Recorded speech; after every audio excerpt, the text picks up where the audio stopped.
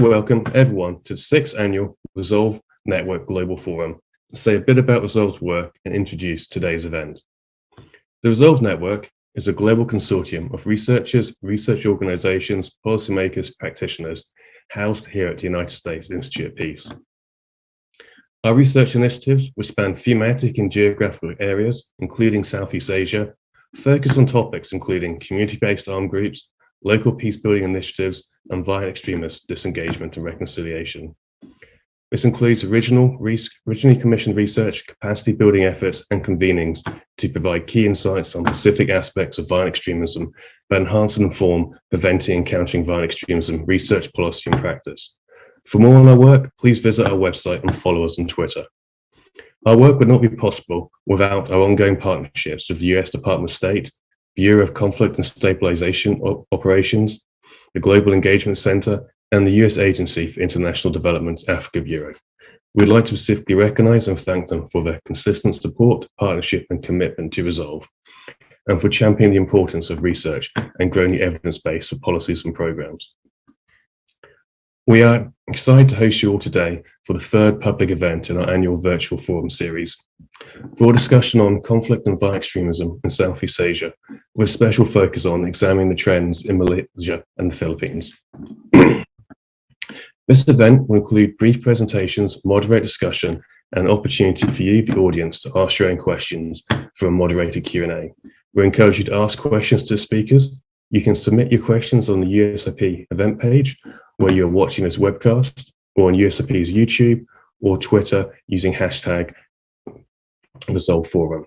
The session moderator will incorporate some of the questions into the broader conversation with the speakers. As a reminder, the event is on the record and will be available on USIP's YouTube afterwards. For more Resolve's work on Southeast Asia, please visit our website. I'm honored to introduce my fellow USIP colleague, Brian Harding, senior expert on Southeast Asia, to give opening remarks and to set the stage for today's event. Brian is currently editing a series of articles on the peace process in the southern Philippines by local researchers and civil society. Please do check it out on the USIP website.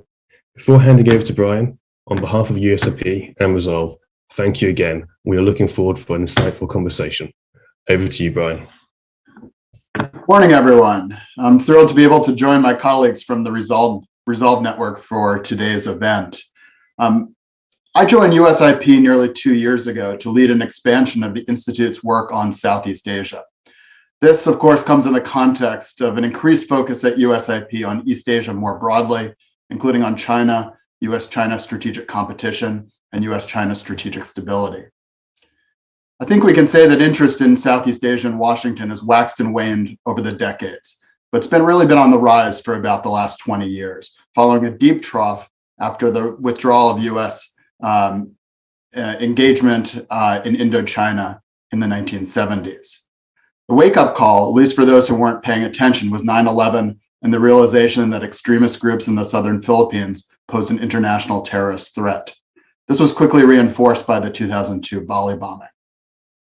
Washington's interest in the region expanded, starting in the mid-2000s in the context of a rising China.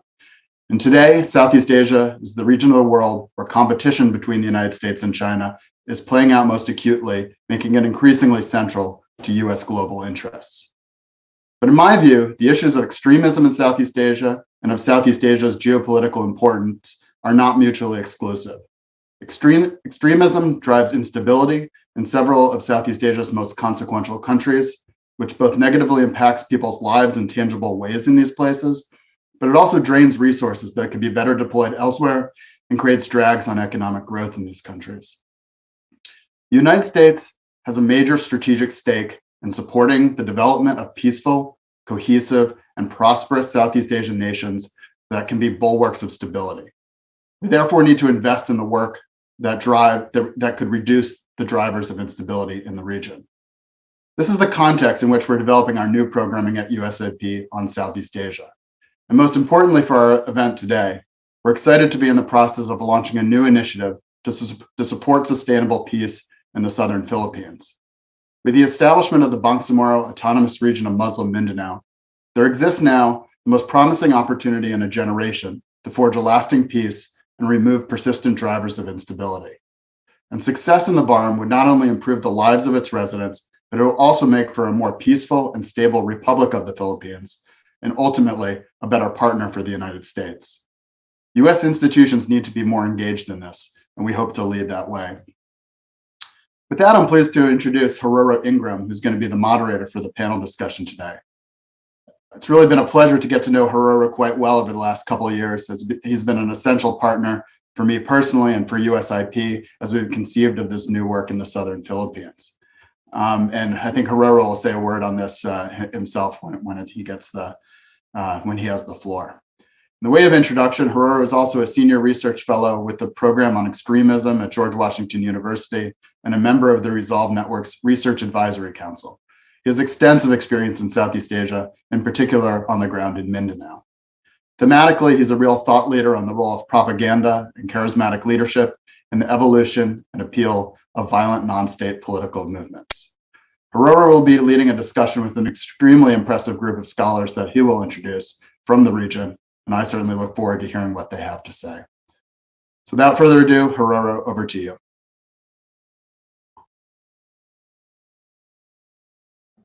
Thank you, Brian. And well, firstly, good morning to our audience. And thank you, of course, to USIP and Resolve, particularly Alistair and his team for inviting me to moderate today's event. We have an excellent lineup of speakers, but before we begin, please send through your questions. There is no need to wait until the end. And I'm going to make sure that we get through as many of those questions as possible during the discussion and the Q&A. USIP are doing really fantastic work through Asia and through Southeast Asia, particularly now under Brian's leadership and direction. I think that the work that is occurring at the moment, particularly in the Southern Philippines, that we'll be covering today, but is also, I think, covered pretty extensively in the article series, will be of interest to everyone that's listening here. And I'm really looking forward to today's discussion, where we'll touch upon a lot of those issues, but also beyond the Southern Philippines to Sabah as well. And so it's on that note that I am really happy to introduce our first speaker for today, Dr. Samuel D. Henkin, a researcher with the Geospatial Research Unit, GRU, at START, University of Maryland.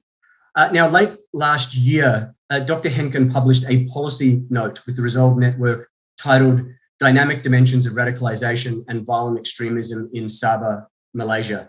So do take a moment to track down that publication. Dr. Henkin, thank you. Over to you. Thank you. Good evening and good morning to all of you who are attending live. So we know that terrorism and violent extremism in Southeast Asia are highly complex phenomenon involving different groups with different origins, ideologies, and causes. Yet I think the legacies of the unique and shared geohistorical contexts of the region continue to shape the security landscape, connecting states and populations across borders, engendering discernible trends, many of which I think we're going to discuss today in relation to violent extremism and peace building.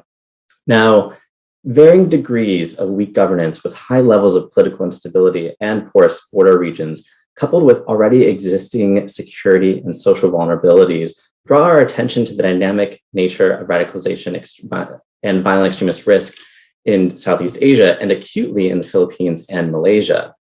Now, despite the comparative rarity of terrorist attacks in Malaysia to date, since 2013, the Malaysian government has revealed that over 100 Malaysians had joined the ranks of the Islamic State in Iraq and Syria.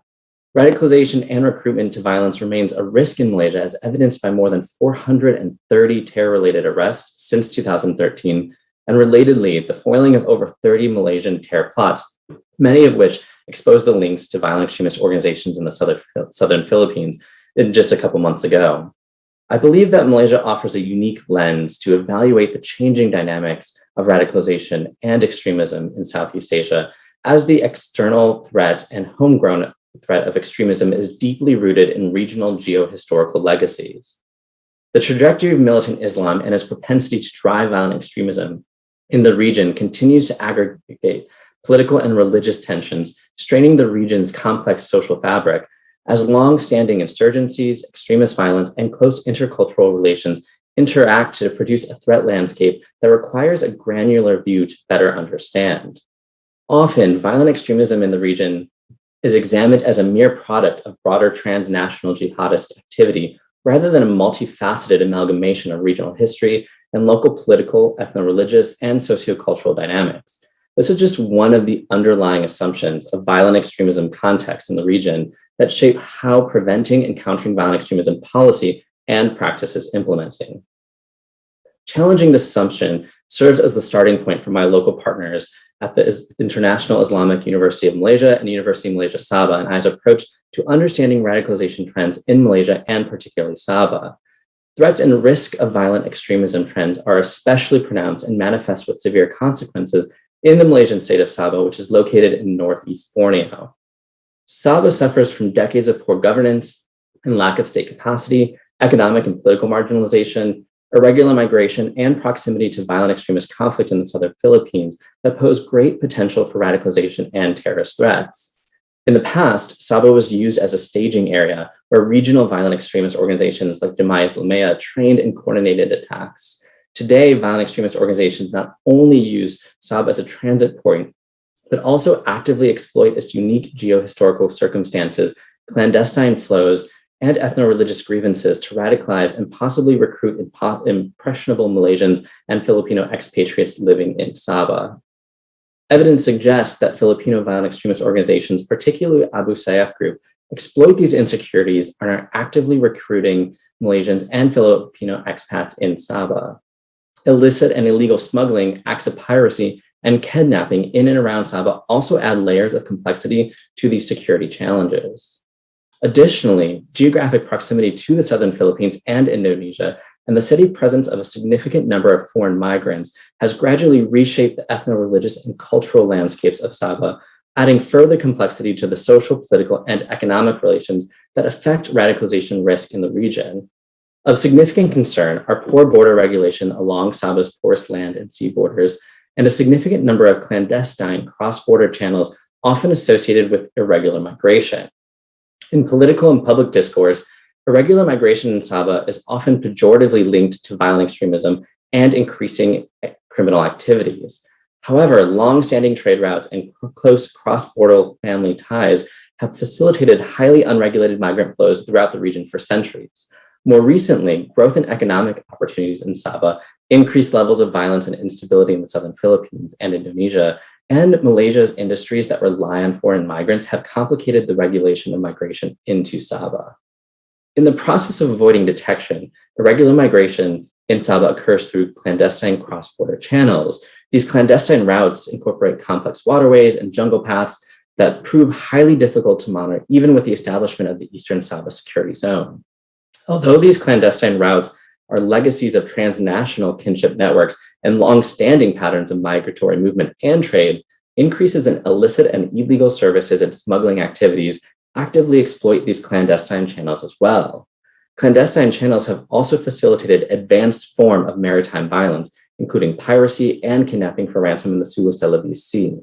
Since 2013, International Maritime Bureau data shows that these territorial waters are one of the most pirate-prone in the world. The dividing line between kidnapping for ransom, piracy, and violent extremist activities are blurred in the region as violent extremist organizations, pirate gangs, and so-called kidnap for ransom syndicates, who may or may not be affiliated with violent extremist organizations, perpetrate maritime violence. Irrespective of the complicated nature of policing the waterways in the Sulu-Celebes Sea, enhanced regional maritime security collaboration between Malaysia, the Philippines, and Indonesia has great potential to reduce maritime violence and should be a priority. Regardless of the really important threats posed by the network of these clandestine channels and their growing shadow economies, narratives that blame irregular migration for increasing violent extremist activities in Sabah lack credible evidence. Effective PCVE programs need to address narratives that blame irregular migration, especially from the Philippines, for increasing violent extremist activities in Sabah. A more fruitful approach to mitigating the dynamics undergirding radicalization risk in Sabah is to enhance research and operational strategies that distinguish between banal everyday life activities and the real threat of clandestine movement and flows that are advantageous for violent extremist and criminal organizations' exploitation. Overall, the ongoing exploitation of existing vulnerabilities by violent extremist organizations, and the growing presence of online radicalization informed by trans-regional and transnational militant Islamic ideology, particularly related to the Islamic State and affiliates, appear to be the most significant trends of violent extremism risk in Malaysia. However, trends and impacts of violent extremism in the region are rarely restricted to one country, as we start to think more comprehensive and effective ways to support violence prevention and peace building. Specific regional challenges must be addressed. Moreover, there's a complex layering to the unpredictable security situation in the region, especially now that the COVID-19 pandemic has introduced increased stressors. I'll conclude by saying that ultimately, addressing these issues necessitates the prioritization of efforts to build local PCVE research capacity and programmatic implementation to foster individual and community resilience that works best for the local context. I truly believe in research and PCVE programming that imagines alternative futures and trajectories for communities vulnerable to violent extremism. The work of my fellow panelists and many of you here offer a hopeful path forward as we continue the work of violence prevention and peace building in Southeast Asia. I'll end there and thank you, and I look forward to discussing these matters further. That's great. Thank you, Sam. Next, we have Mr. Joseph Franco, a research fellow with the Center of Excellence for National Security at the S. Rajaratnam School of International Studies in Singapore. Next week, actually, Joe has an article out with the Asia Center's Mindanao series titled Protecting the Peace, the Philippines Military in Mindanao and the Road Ahead. And I would definitely recommend that you drop by the Asia Center website to check out Joe's article when it's released. Thank you, Joe. Over to you. Hi, Aurora. Thanks for the introduction, and thanks to USIP and the Resolve Network for inviting me. So I'd just like to continue through some of the themes that Samuel said. So in the Philippines and Mindanao, conflict is very much rooted in a very distinct history of sorts. So there's no monocausal source or perhaps a vector for violent extremism in the area. So just very quickly, the Resolve policy keys that I'll be discussing here was written in 2020, based on fieldwork in 2019, and of course a lot of things have already happened. So bottom line up front,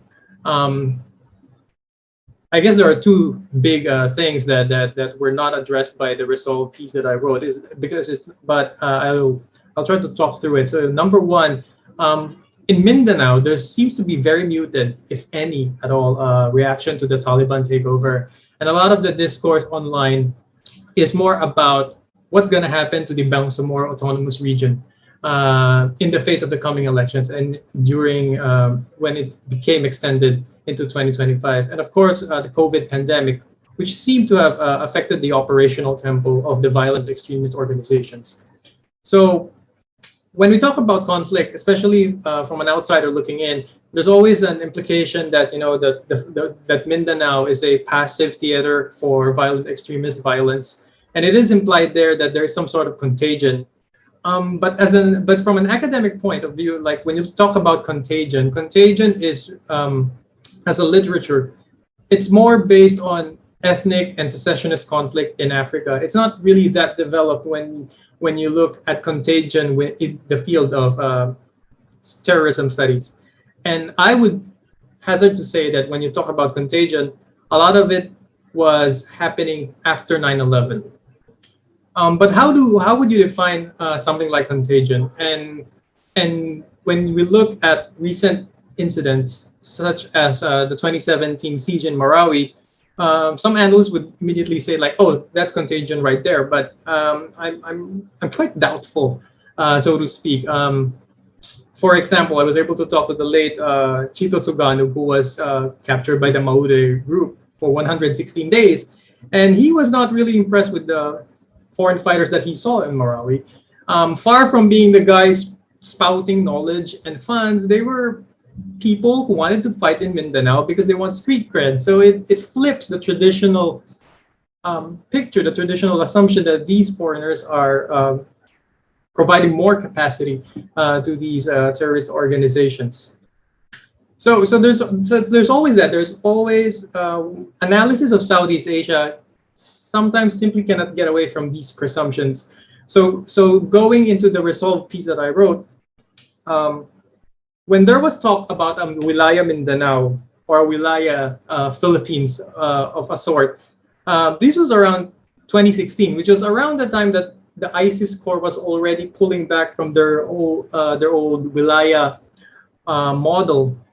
And I think it's very telling. In some of the dispatches of IS core around the time, they never really looked at Isnilon Hapilon as a wali. He was an emir, a leader, and it may sound pedantic, but it's a very important semantic distinction, because the idea that Hapilon was a emir rather than a wali means he didn't. IS core probably felt that he did not exercise meaningful control. And to be honest, if I was IS core, I wouldn't want to dilute my franchise, attaching my brand to these guys in Mindanao, Isnilon Hapilon, who did not advance their brand. So it's very critical, especially for policymakers, when you talk about IS and IS links or transnational groups operating in Southeast Asia, to be very accurate with their reportage. When people talk about IS in the Philippines, it is often pushed that the ASG is a monolithic figure. But no, the Abu Sayyaf group, when people talk about the Abu Sayyaf group, I would always say, what faction of the Abu Sayyaf are you talking about? Because when it comes to IS, it's usually, when you say that IS is linked to ASG, it's a faction of the ASG in Sulu in Western Mindanao, or it's a faction of the BIFF in Central Mindanao. So that is something that needs to be carefully thought of. And then, of course, there's the whole COVID situation. And before COVID, from 2014 to 2019, based on data from the Global Terrorism Database, based out of the US, and Conflict Alert based on the Philippines, there's been a downward trend from 2014 to 2019. Of course, Marawi is a bit of an outlier, but for the most part, it's a downward trend. And COVID has only exacerbated that. During the early days of the pandemic, people were saying like, oh, look, Filipino military checkpoints would become easy targets for the terrorists. But it didn't really happen to be the case, The same movement control restrictions that applied to ordinary people applied to the violent extremist groups. They have to show their identification to health or local government officials. So, if you're a guy who's supposed to be operating surreptitiously, then yeah, that's not a good way for you to go. Very interesting as well. I did some remote field work with some traders, people involved in the barter trade in Western Mindanao, in Zamboanga City, Basilan Province, Sulu, and Tawi-Tawi. And barter trade actually continued at the height of some restrictions.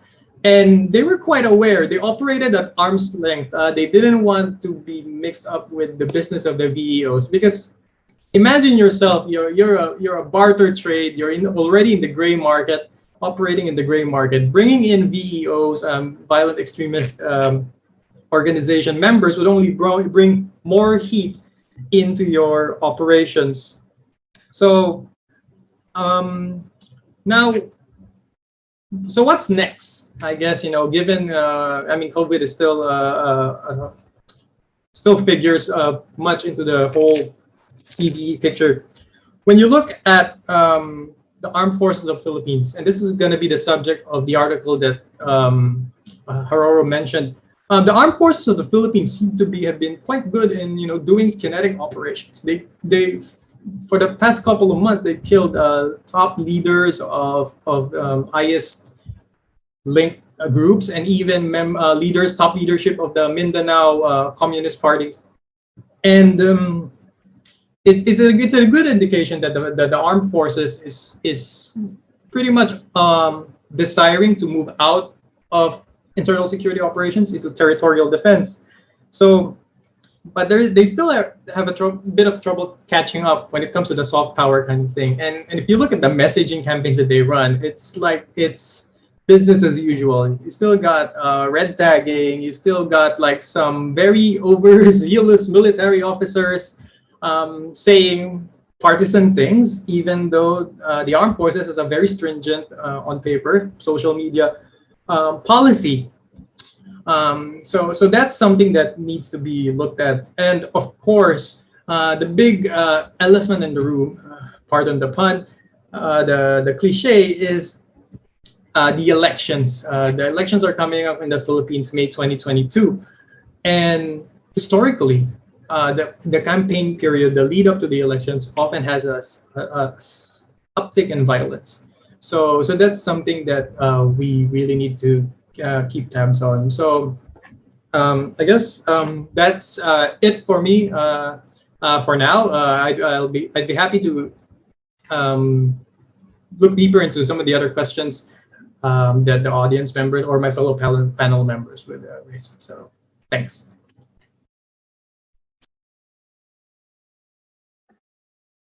Great, thank you, Joe.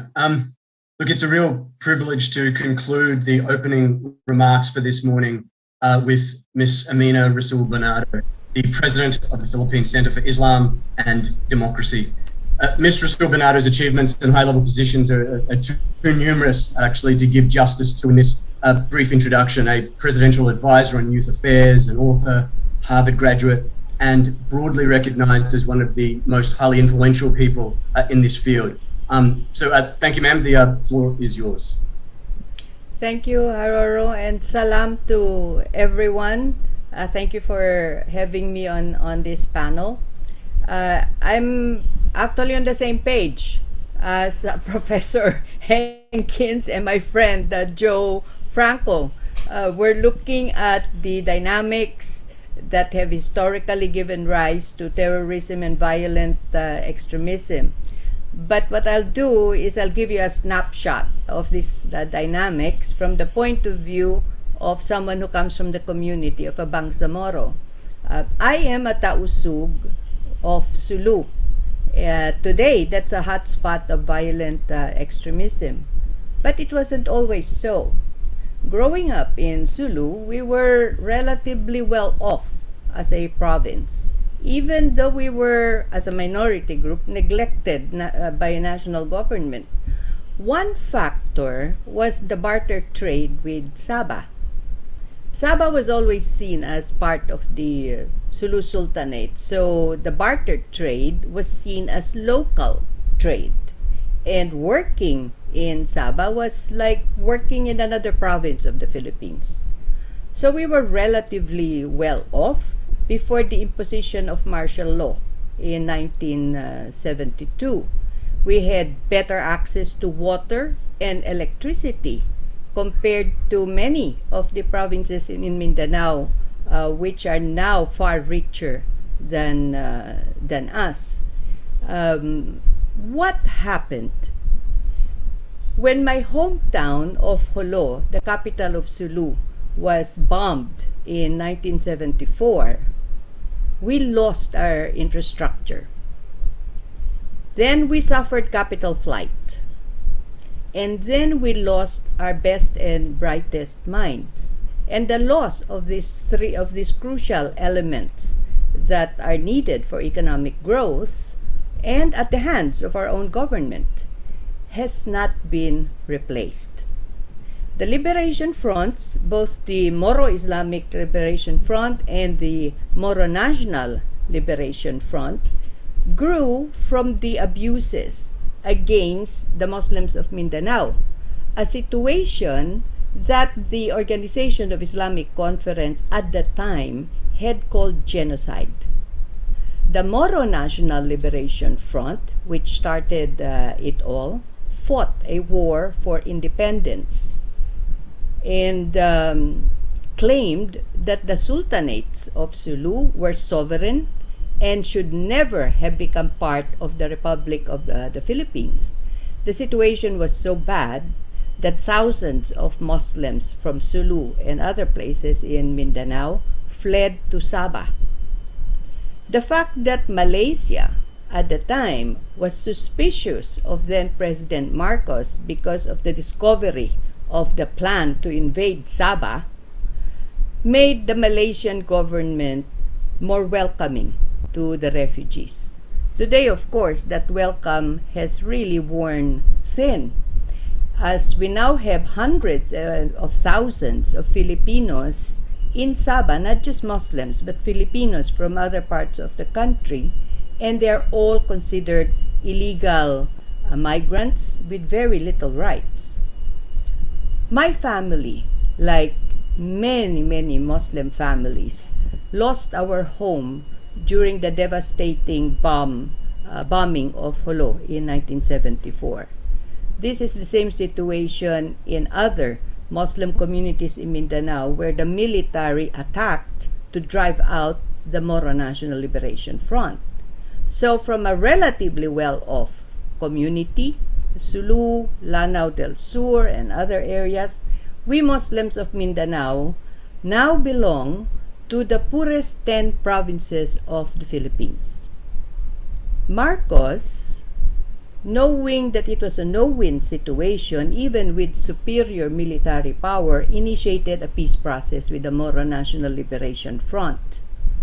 And decades after, the peace process between government and the MNLF, and then later with the Moro Islamic Liberation Front, has succeeded.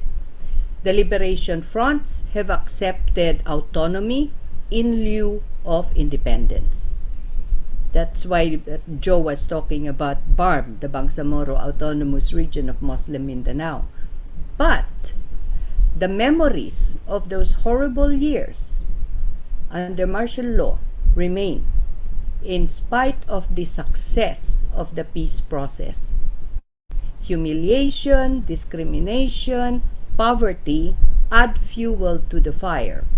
Thus, the entry of Al-Qaeda and then ISIS found welcome in some areas in Muslim Mindanao, where poverty is overwhelming, where public services and governance are very weak, and where transnational crimes mentioned by Professor Henkin, such as gun running, drug smuggling, kidnap for ransom, or human traffic, these are economic opportunities that are readily available if you are linked to the right armed group. Now, the idea of an Islamic caliphate has found acceptance in this group, such as the Abu Sayyaf, particularly since it had already been raised decades ago by the Jamaah Islamiyah of Indonesia. This is the situation we are in now. History has developed the foundation, and we haven't really changed the situation. To effectively counter or prevent violent extremism from further taking root or growing in such fertile soil, we have to consider these dynamics inherited from the past. We also have to consider the impact of the growing acceptability of ISIS, Taliban interpretation of Islam. And this we have seen in some of our own Muslim religious leaders, which distorts attitudes towards other faiths, curtail the rights of women. What is worrisome to me is the trend for young women, young girls even, to be married to extremist leaders, to extremist soldiers, to secure either security or power. Such marriages connect families in Sulu with violent extremists in Indonesia and Malaysia. So your families become enmeshed in violent extremism, and they become very loyal parts of the base. Thus, we have to consider this cultural aspect. We have to consider the role that women play both in peace building and in conflict. My government has already developed and implemented a national action plan for the prevention of violent extremism. It has a plan for women, peace, and security. But my worry is that these plans are not really integrated into the local government plans and still has weak links to the civil society. It is the implementation that has to be strengthened. So let me end the snapshot here. Thank you.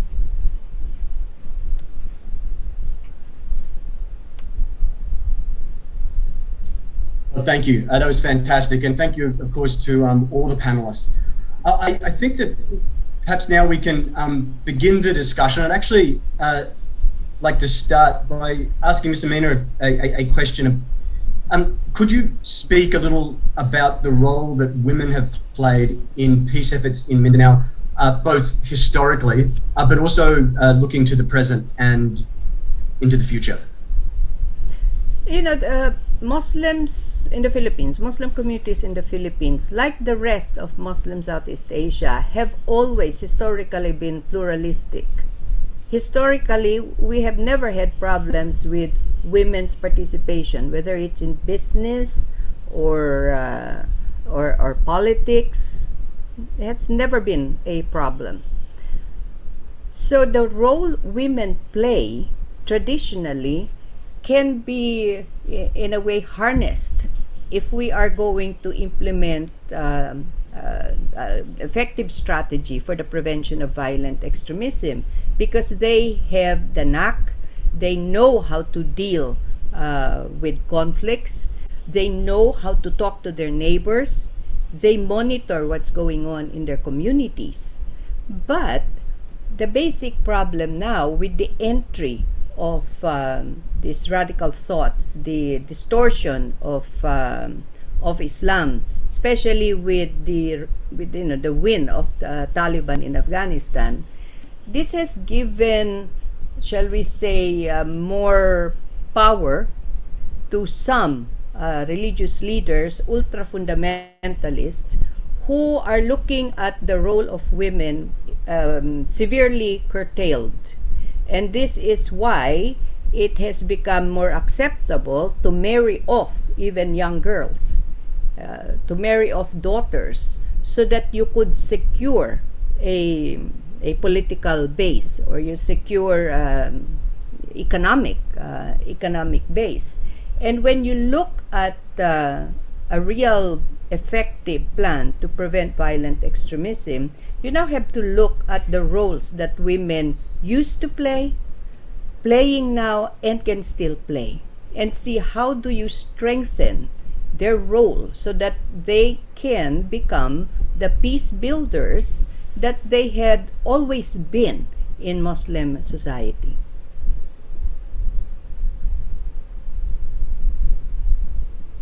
Excellent. I mean, it's certainly many of your insights there reminded me of an article that was actually just published this week by Ms. Aliyah Adam by the Asia Center that covers a lot of those issues about the role of women in peace efforts. And I must say that in my own experiences in particularly in Mindanao, I've spent, I guess, the majority of my time, the role that women have played in civil society has been really extraordinary and very impactful, particularly in the aftermath of the Marawi siege. I mean, Sam, this I know that gender dynamics has been a real focus for your team, the kind of research that your team has kind of focused on over the course of your projects. Could you add your insights to this? The kind of the trends, I guess, in the gender dynamics that you see in Sabah and their broader implications for our policy audience in particular. Yeah, absolutely. And I think Amina kind of summed up some really great points. And I'd just briefly like to add that one of the things that I think is really beneficial to gender inclusivity in PCV programming and violence prevention more generally is we have seen a general trend of women perpetrators of terrorist violence across Southeast Asia, particularly in Indonesia, and moreover, those kind of acts as being drawn from so-called lone actors, which I think is a problematic term, but for the purposes of this conversation, right? Kind of thinking about radicalization processes online and then how that filters in. And one of the things that I think is most relevant when we're thinking about gender inclusivity in violence prevention, and then of course in peace building itself, is acknowledging that kind of violent extremism and radicalization into violent extremism practices, risks and vulnerabilities impact individuals differently regardless of their subjectivities and identities. And so acknowledging that there is a group of individuals, women, particularly in Southeast Asia, who have been embedded in peace processes and violence and so on and so forth for a very long period of time, we'd be remiss not to take advantage of kind of the institutional knowledge that can be spread from local contexts, not necessarily kind of a top-down approach, which we've seen a lot of when it comes to gender-inclusive PCV frameworks.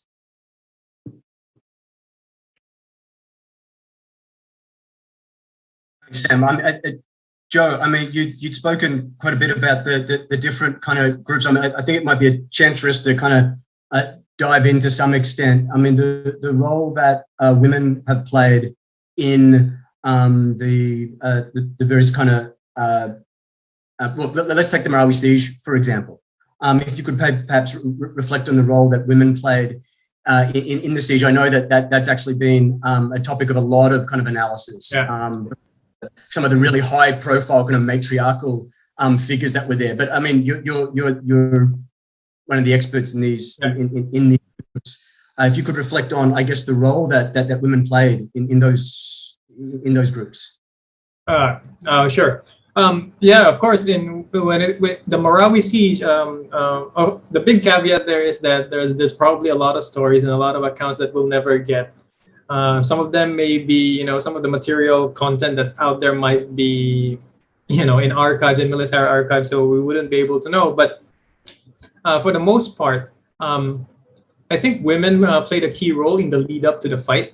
And I guess the most emblematic or the example is Farhana Maute, which was like the matriarch of the late Maute brothers who led the siege. And she was known as a kingmaker in the Lanao provinces. And of course, there are different accounts. I mean, some people would say that she was a legitimate businessman, woman, and some would say that she was like this kingpin or queenpin kind of figure. So, and I think it's a reflection. I think in the Philippines, for instance, it's an equal opportunity conflict zone. I know that sounds quite flippant, but hear me out. I mean, if you look at the Philippines, if you take a step back and you look at the other groups, other non-state armed groups in the Philippines, you look at the New People's Army, the leadership of the New People's Army, I would have to say probably nearly 50% of them are women. At the tactical level, they're medics, they're logistics people, women.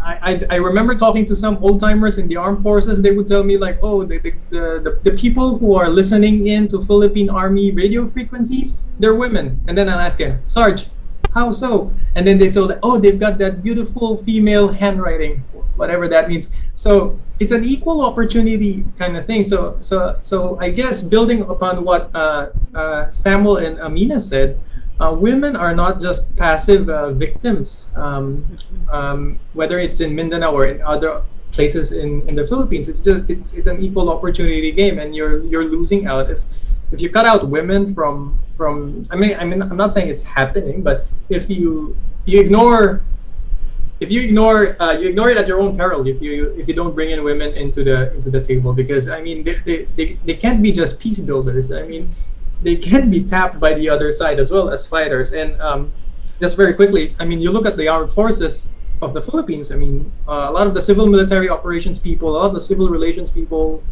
intelligence people, they're women. There's women tank commanders who fought even in Marawi. So yeah, it's an equal opportunity kind of thing. May I add, Haroro? Oh, please do. Yeah. Now that we're talking about Marawi, Farhana is a really interesting case. She's the new poster girl for Muslim women as perpetrators. She belonged to a very influential political clan. But somewhere along the way, her sons and men in her family who were connected with the Moro Islamic Liberation Front and had gotten indoctrination, I guess, when they were in Egypt, veering towards the violent extremist side.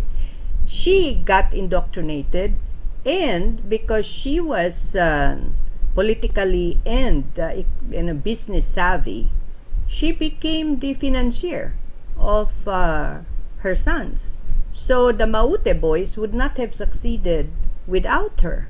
And this is not strange because, like I said, women have had a tradition of being accepted as leaders in our communities, both in Muslim Mindanao and Indonesia, Malaysia.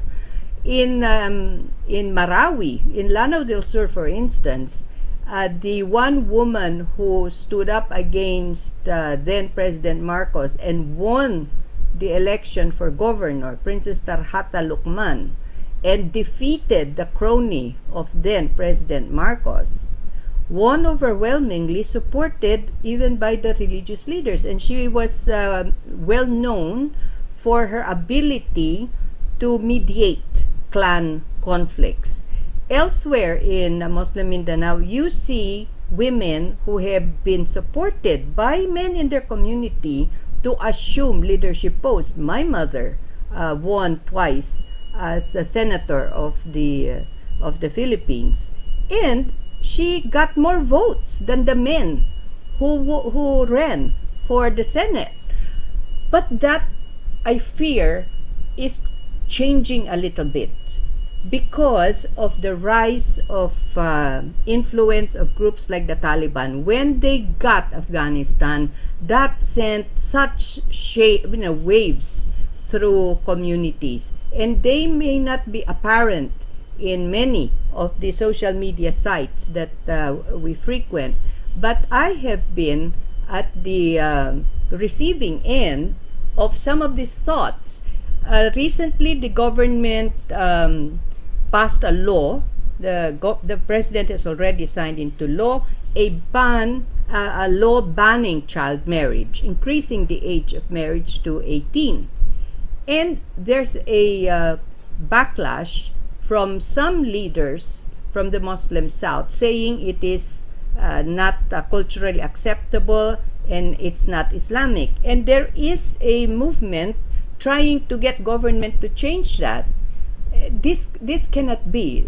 You have to find a way to get any kind of an action plan we have for the prevention of violent extremism, for women, peace and security, for clean and honest elections. You have to find a way to make it in a way work within the Islamic framework, because there is so much wealth of knowledge coming from Al-Azhar, from the Islamic universities in Indonesia, from Nadlatul Ulama, from Muhammadiyah, that strengthen these rights and these strategies that we have to secure our communities by preventing violent extremist thoughts from coming in.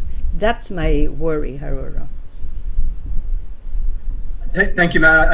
I also should take this, I think it's a perfect time to mention the She Talks Peace podcast. It's available on Acast. I'm sure it's available on other podcast platforms. Hosted, of course, by Mr. Bernardo. So do subscribe and everything else you need to do. It's available on Acast. She Talks Peace. Thank you. No problem. And so I actually want to move away a little bit from this set of threats and kind of broaden out our threat spectrum a little bit. We'd received this a question from the audience actually for Sam. How does the rural communist terrorist activity in Sarawak and other areas of Malaysia that was so devastating in the 60s and 70s fit in with today's violent extremism?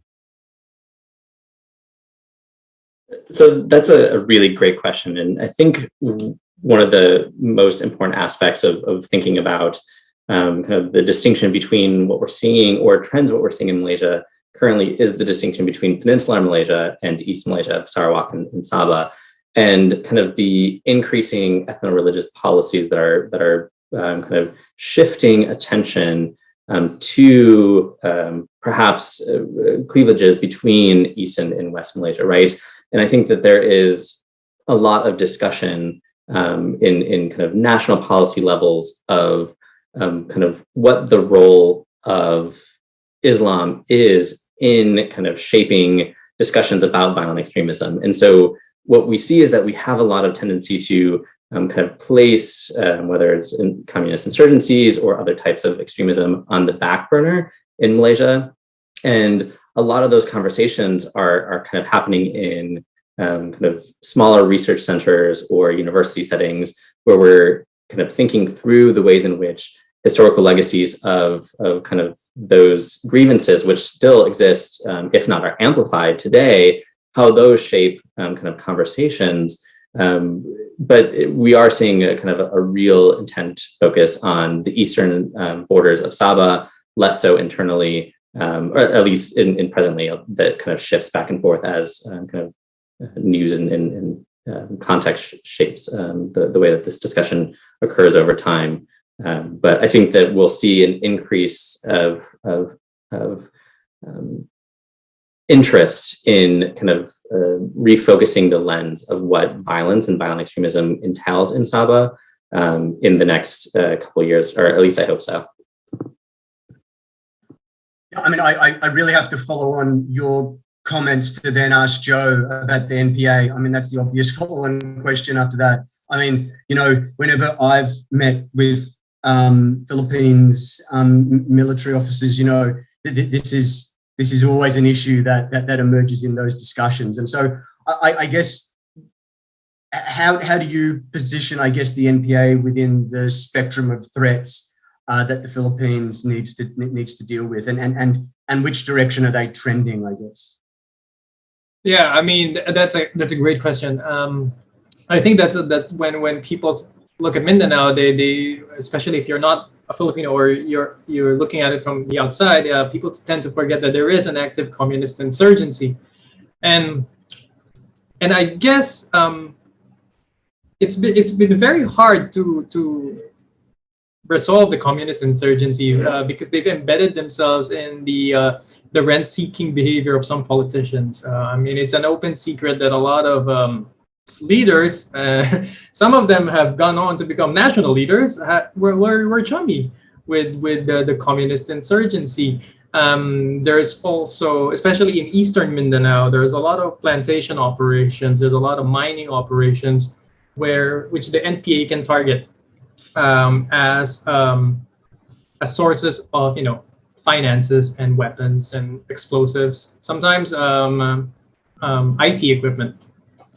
What is interesting is that what happens is that if the NPA, you know, it just adds on into this what I can say like a permissive milieu, right? I mean, here is another entity that contests the government, and the reason why VE groups, Islamist groups, are able to, you know, stay on, you know, have a lot of staying power and the ability to get into communities, it's because there's this vacuum of governance when there are multiple contesting sources of coercion happening. What is surprising, though, is that in spite of the decades of, you know, the NPA and, you know, some of the liberation fronts or being in close proximity with each other, they haven't really they don't have a lot of alliances on the tactical level. You'll see an odd B-40 anti-tank weapon in the hands of an NPA produced by the MILF, by the then armed wing of the MILF.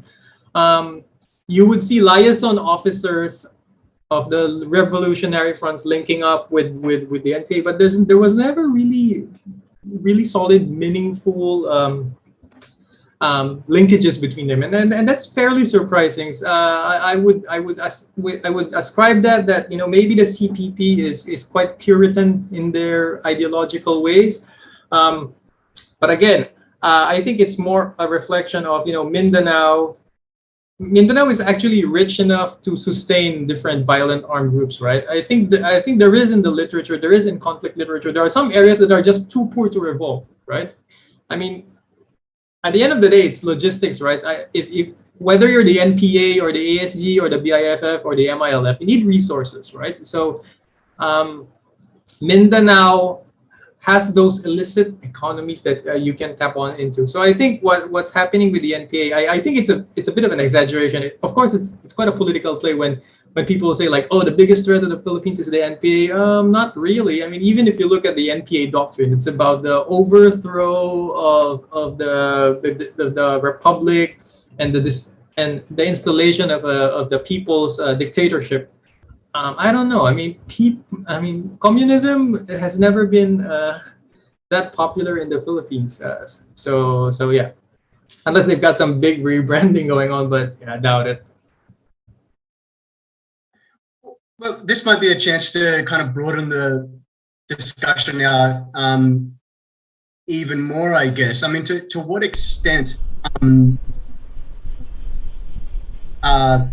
very practical financial, for example, drivers, security, that human security, but particularly financial drivers. To what extent are they, the most prominent in terms of recruitment efforts and propaganda efforts, influence efforts by violent extremist groups? Perhaps we'll go in a bit of a reverse order here. Sam, could you start and maybe reflect on that a little? I mean, these kind of very impoverished communities often seem to be, certainly in the places where I've worked, seem to kind of often provide the fodder for these groups. What's the situation in Sabah? So I think that's a really good point. One of the things that I think is most really interesting and relevant is, we talk about violent extremism as a security problem, but we know that it's also an economic problem, a social problem, a cultural problem, and a political problem. And the economic aspect, I think, is that there's some ambiguity there, right? Because there's discussions about differences between absolute poverty and relative poverty when it comes to radicalization factors and risks. And I think that that's important, right? Because just because in an area where an individual is poor doesn't mean that they're more vulnerable to violent extremism. I don't think that that's kind of the direction of your question, but I kind of want to start with that, right? And one of the things that I think is most fascinating about kind of the economic opportunities that Sabah offers, and then of course the kind of infusion of these illicit economies that both Joan and Mina had talked about, as we're starting to see kind of the traditional routes of trade, but shifts in kind of how violent extremists, actually kind of earn income, whether that is through, say, piracy, whether that is through smuggling, kind of what we don't necessarily associate with violent extremist organizations, but more kind of criminal organizations. And that blurring is kind of fascinating in Southeast Asia, and particularly in the kind of tri-border region of Indonesia, Southern Philippines, and Sabah. And one of the things that I think we examined a lot in Sabah is whether or not kind of the relative deprivation related to migration and irregular migration. We're talking anywhere between 1.2 and 1.5 million irregular migrants in Sabah who do face a lot of stigmatization, marginalization, increasingly so, particularly since COVID-19. But the evidence just continues to show weak connections between both absolute kind of poverty and relative poverty. But what I think is really worth kind of engaging with is now that we know that those necessarily might be causal, but what's the kind of the correlations there, right? So is it kind of living arrangements, grievances, and then increasing exposure to kind of more extremist Islamic literature in a variety of different ways, or online spaces? And so I think that that's a real important question when we're thinking about the economies and political economy of violent extremism in the region, in Sabah more generally. Yeah, I mean, Mr. Mina, I think I'll turn to you next. I mean, I remember my colleagues and friends in Lanao speaking to me about these young men dressed in black with backpacks on that were full of pesos, going into the jungles, these isolated kind of communities and villages. Professor Akram Latif actually has published an article in this Mindanao series that recounts a specific engagement with one of these villages. There's of course in the Sul Archipelago, again, my friends from there will talk about Abu Shabu. They'll talk about the role of drugs there and those factors. I'm curious as to, I guess, your take on this question and also these linkages with broader criminal activities, transnational criminal networks. Yeah. There are two strategies here. One strategy which I think the NPA, NDF has implemented extremely well is what they call the tax, right, Joe? The rebel tax. And plain and simple, it's extortion. If you want your mining company, you want your bus line to be able to operate in peace, you pay a tax to the CPP, NPA, NDF, and the accounts by our defense establishment is that it's annually it's in the billions. And I always thought that the Moro Islamic Liberation Front and the other groups could actually have workshops with the CPP, NPA, NDF and learn the tactics. But that's one, and it's very systematic, very organized, but it is by region or by province. Then there is the tapping of criminality, and here even during the time of President Estrada, if you remember, Joe, there was an infamous woman named Marimar. Do you remember her? She was the war lady, the drug lady. Oh Very yeah. well known drug lady of Lanao Sur. She started as a shabu dealer in Quiapo, was able to parlay it into an empire, and even made her husband mayor of her town, and the town loved her because her town had electricity, paved roads, etc. So you have that kind of money in a poor community, and if you want to secure your business, then you share it with the extremist groups or the armed groups that are around to give you protection. So getting money from a poor community is not that much of a problem. They get the money from trades like this, from criminal activities such as this, and then they play Robin Hood. And they use that money to give the poorest of the poor. And that's how you buy the loyalty of the communities. And that's a cycle that we have to find a way of breaking. And then, of course, there's the money that comes from abroad, remittances from relatives who knowingly or unknowingly are funneling remittances into the operations of violent extremist groups. So I'm glad that Joe remembers Marimar.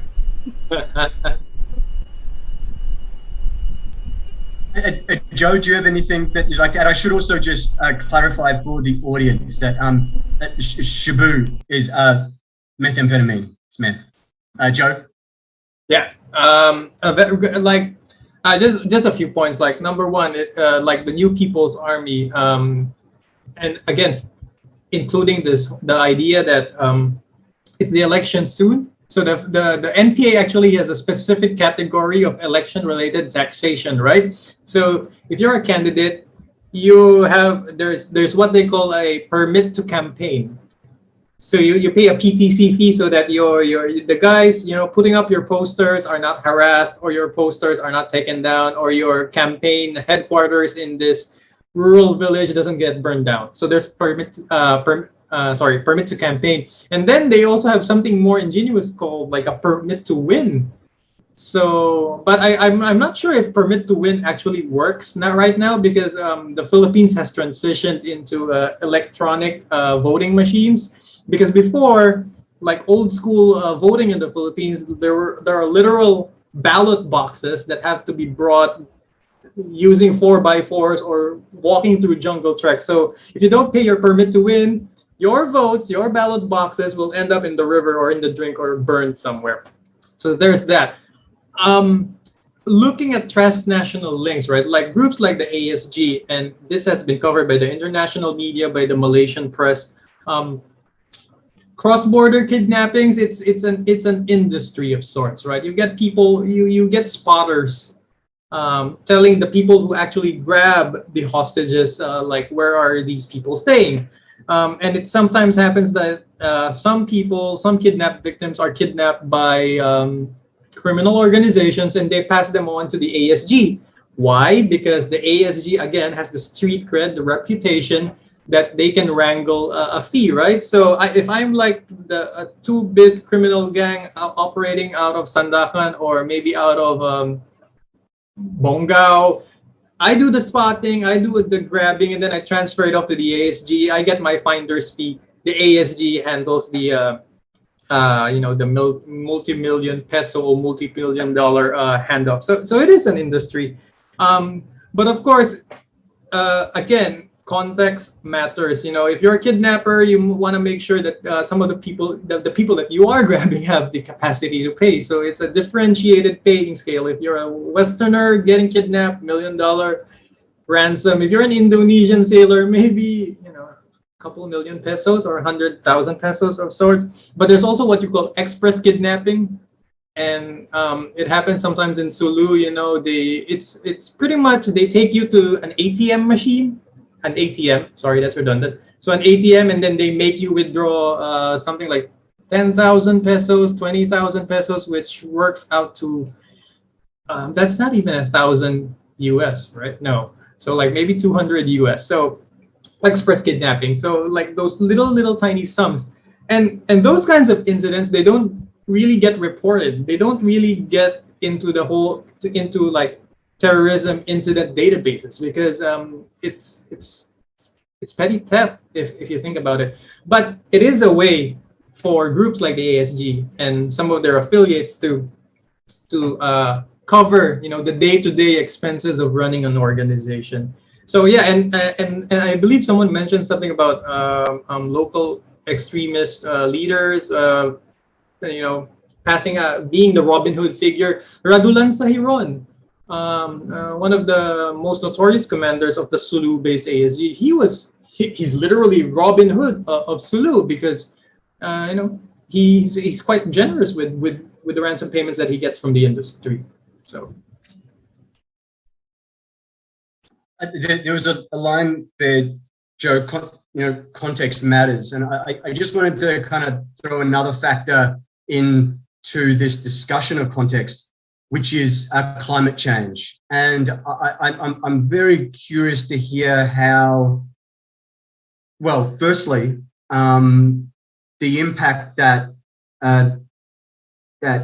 climate change has had and will continue to have in the tri-border region, and more broadly, and I guess how it's going to affect these security threats in the region. I mean, I don't know whether, Joe, you wanted to start off and we'll move kind of back through, but I climate change has come up several times in the questions from the audience, and there've been a lot of questions. So yeah, very interested to hear you. Yeah, that's a great point, and it somehow reminded me about how there was, I believe, reading something about how drought in Syria pretty much caused the initial unrest there. And there's actually a very specific, I believe it was like several years ago, in North Cotabato, there was a drought, and it led to some sort of a farmers' uprising, and the New People's Army, who use it for their propaganda and I believe for some of their operations. I believe it was Governor Katamko. It was a drought in North Cotabato, which is adjacent to where the Bangsamoro is. But when I believe you mentioned something about the tri-border area, I have not seen anything yet specifically, but I can understand where such a question would come from, because if you look at, say, cross-border kidnappings, a lot of it happens it doesn't happen in the monsoon season, for one. So because it's very rough for boats. So when the southwest monsoon blows, there's a bit of a downturn when it comes to transnational plots, simply because the seas are too rough. So I don't know, maybe climate change would disturb those patterns. That can be one way, affecting the operational tempo, just because the weather doesn't make up for good kidnapping and snatch and grab. The other thing that I would think of is, again, it would probably be the impact of subsistence fishing or subsistence farming, especially in Western Mindanao. I remember when I was still working for the armed forces, in Basilan in particular, the areas where there were more attacks by Abu Sayyaf in Basilan at that time were areas where the fishing was bad. Again, it's not causation. There's this maxim, correlation is not causation, but it's something. It's something that should be looked at. So if climate change leads to crop failures or people not being able to do subsistence fishing, when people go hungry, they'll probably be more receptive to guys in black pants and black shirts with black bags full of cash.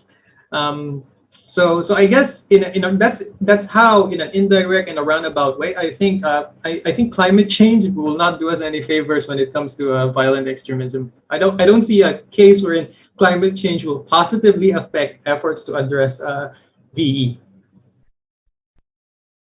Yeah, I know that the impact that natural disasters, which seem almost seasonal in the south, whether it's typhoons or there's earthquakes, there's flooding, and the impact that it has on certainly the communities that we've been most engaged with. So Sam, could you reflect on the impact of climate change? And feel free, by the way, to broaden it out to Southeast Asia in general. We're very interested. We've got several questions about the broader region. So, it would be good to hear from you. Yeah, I promise not to completely nerd out here, because the Geospatial Research Unit has actually just opened a massive research portfolio on climate change and violent extremism. So I'll try to keep my remarks as brief as possible. But I think that there are kind of in the broader literature, kind of three areas in which climate change impacts violent extremism, right? So Joe already touched on the first, which is climate change as an indirect contributor to terrorism. And I think that is kind of where we see a lot of kind of information based on macro and kind of mesotrends. So looking at climate variability, looking at the ways in which climate shocks impact, whether that's a natural disaster, or increased exposure, or kind of issues with agricultural and fishing. But we also see kind of issues with climate pressure, so that long-term aspects that can lead to factors which make populations more vulnerable, and therefore could increase grievances, so on and so forth, right? Competition, feelings of kind of subjective deterioration in kind of your livelihoods. And then I think the other two, climate change is an ideological driver of terrorism, and climate change as a means for terrorist exploitation to control or coerce populations are also relevant, right? So if we start to think about the ways in which environmental insecurities, political insecurities, and human insecurities in Southeast Asia all kind of coalesce, right? So, as the rising cost of living is kind of shaping the ways in which agricultural practices are happening, whether it's in Sabah or Sulawesi, right?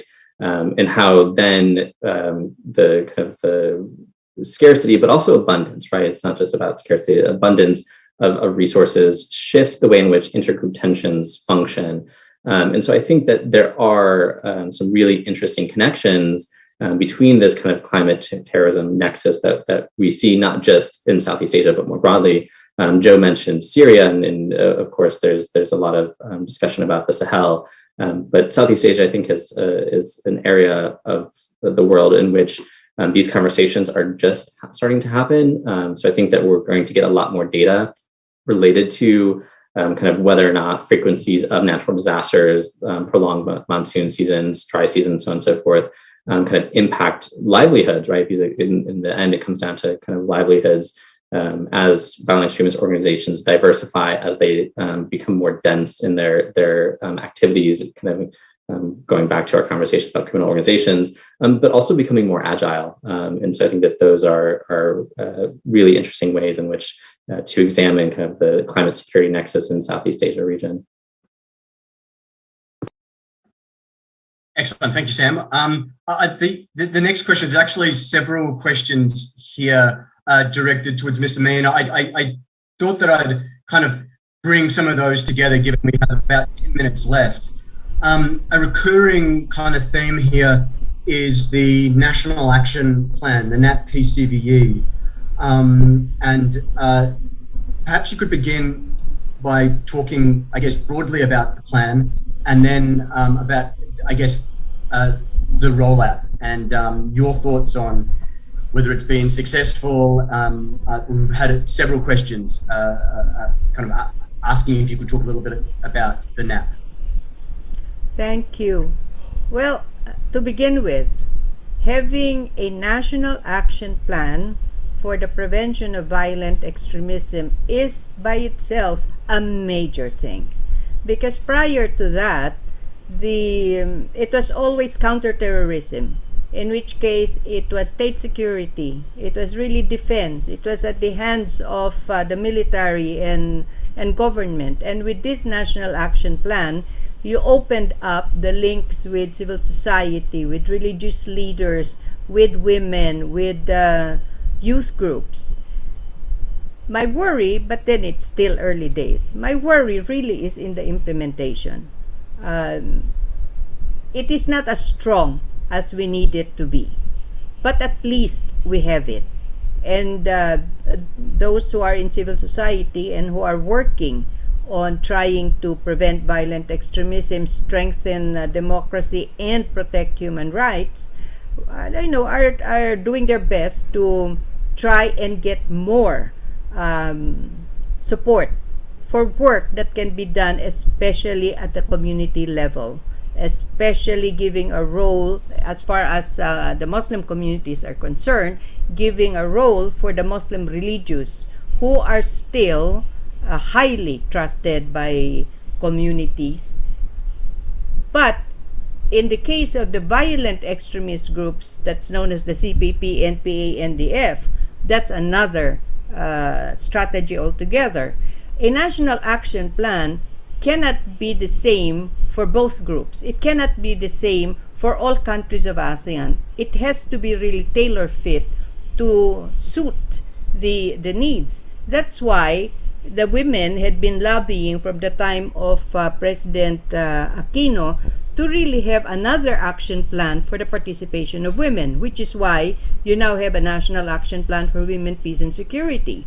Again, just having it is excellent, but again, it needs to be strengthened so that there is actual resources and more collaboration, more participation from women in the, not just the planning, not just the policy side, but the implementation.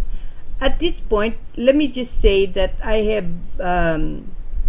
reason to be encouraged, to be optimistic as far as ASEAN is concerned, because it's not just the Philippines. Indonesia has done so much fantastic work in developing their national action plan for PVE. In fact, my government might not like it, but I think the Indonesian National Action Plan has better links with civil society and the religious than our own. Indonesia is also looking at how do we deal with children who have been caught in the net of violent extremism. Philippines, we've got laws already looking at child soldiers, but Indonesia is trying to do a little bit more. On the ASEAN side, what is extremely encouraging as far as I'm concerned is not just the fact that the countries are cooperating on the state side, on the security side, but there is actually a lot of lobby effort, and it's making impact for ASEAN to have a regional action plan for not just prevention of violent extremism, but for women, peace, and security. Just last month, the ASEAN Commission on Women announced that it's already going to start consultations so that we will have this ASEAN plan for women, peace, and security. So many reasons to be optimistic, but I'll just keep my fingers crossed. Thank you, Joe. I think we need to follow on from there and really go to perhaps I'm biased when I say this, really one of the central issues, which is the banks and moral authorities, the recent extension of the transition period. I wonder if you could perhaps reflect a little bit, and we don't have much time, but if you could reflect a little bit about how the extension to the transition period may affect kind of perceptions of the authority, but also, I guess, efforts to counter violent extremists across the region. Yeah, I mean, the issue with the BTA, right? I think the extension, it's a kind of thing that it's a policy intervention that manages to it wouldn't satisfy everyone, because a lot of people, some groups are already gearing up, to contest the seats in the parliament, and then suddenly some people are quite concerned, right? Because the whole idea of the BARM and the BTA is that give locals the authority, the power to change their leaders. I mean, but if you have like a BTA or a BARM where the leadership comes from Manila's blessings, then it's inimical to the intent of the BARM. But of course, it's also valid that it was in the midst of the pandemic. I mean, I do not envy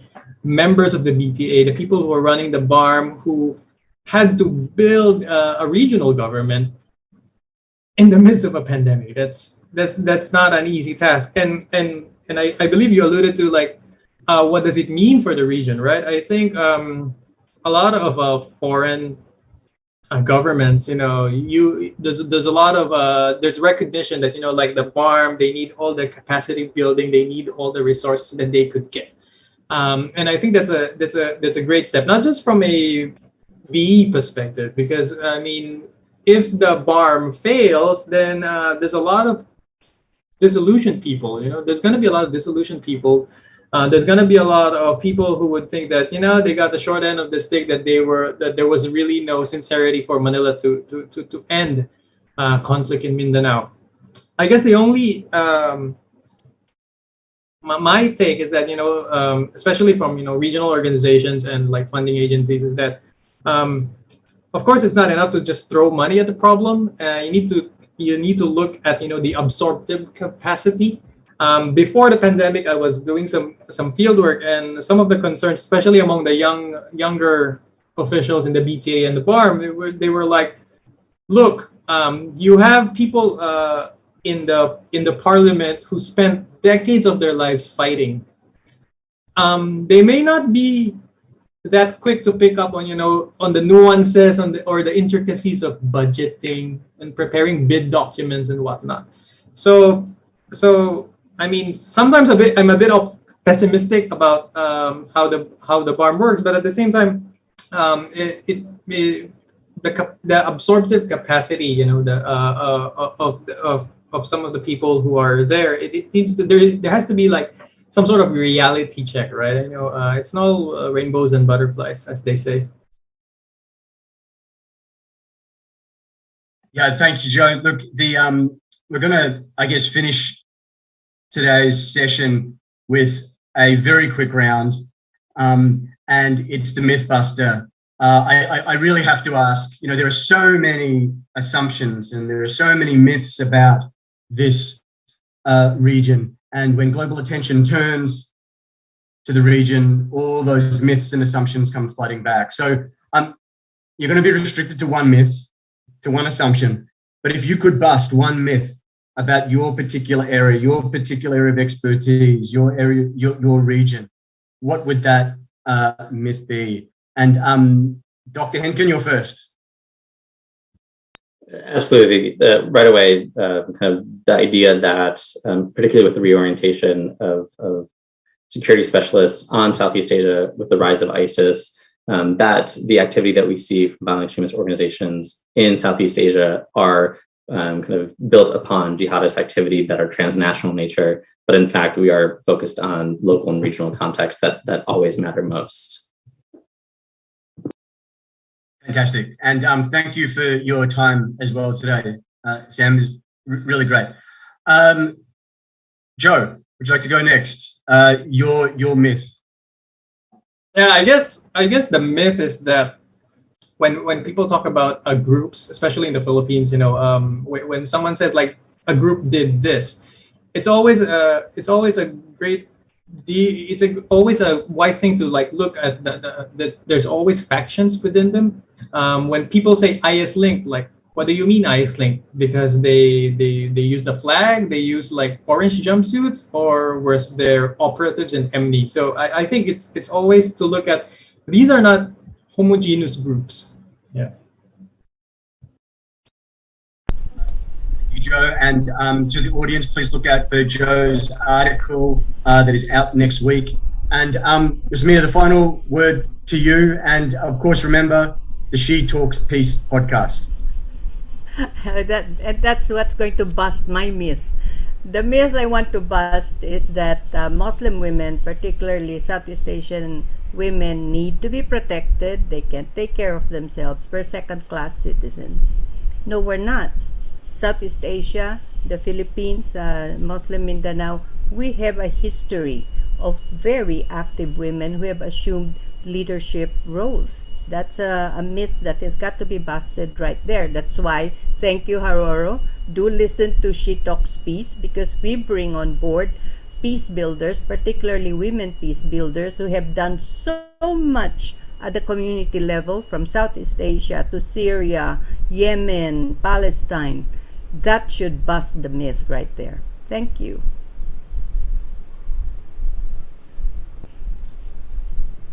Okay, and thank you. Fantastic way to wrap up for today. Thank you to the three panelists. And yeah, over to you, Dr. Reed. Yep. Thank you very much, Haroro, for moderating a great discussion. Thank you so much to our speakers today, Sam, Joan, and Mina. It's been a really fascinating, insightful discussion. And I will say thank you to the audience for joining us and being part of this conversation, asking all the questions. But unfortunately, our time is up, so it's for me to bring us to a close today. But before we go, I'd just like to say, if you'd like to know more about our work, please do visit our website. And if you'd like to read any of our research on Southeast Asia, including the different publications that we mentioned today, please visit the Resolve website and also the USIP website. And keep your eyes peeled on social media for upcoming information on future Resolve events. And we hope you'll be able to join us again. With that, I have to bring today to a close. Thank you once again, everyone, for joining us.